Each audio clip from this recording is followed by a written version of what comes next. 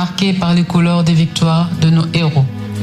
Des braves femmes ont laissé leurs traces, souvent méconnues, écrivaines ou ménagères, révolutionnaires ou militantes, artistes ou artisanes. Une part de l'histoire du Congo est écrite par des femmes exceptionnelles. Faisant montre d'une bravoure inhabituelle, elles ont repoussé les limites à une époque où très peu de femmes ont bravé les stéréotypes.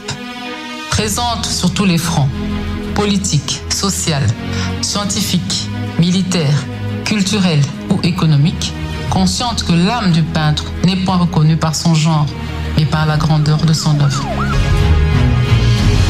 La reconnaissance des valeurs, c'est le leitmotiv de cette initiative de la Première Dame de la République. Dresser les portraits de ces femmes héroïnes dont le combat a changé le regard du monde sur la femme. En République démocratique du Congo, le défi est celui que s'est lancé Denise Nyakirou Tshisekedi. Ce programme qui s'étendra sur plusieurs mois prévoit des visites de l'épouse du chef de l'État au domicile et aux familles de ces braves femmes, des reconnaissances nationales, mais aussi la rédaction et la production de supports littéraires comme audiovisuels de l'histoire de ces femmes de poigne sur base des témoignages. De Mama Ongebi à Marie-Antoinette Mobutu, dont les récits biographiques ont ébloui le public au cours de ce déjeuner, des témoignages impressionnants, relats des faits inédits.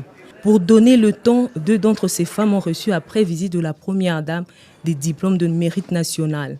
Il s'agit de Nzuzi Wambombo, femme politique influente, et Micheline Sassa, première femme colonel dans l'armée nationale. Mieux qu'une simple reconnaissance, le geste de la Première Dame est une motivation pour les femmes et jeunes filles congolaises en quête d'excellence.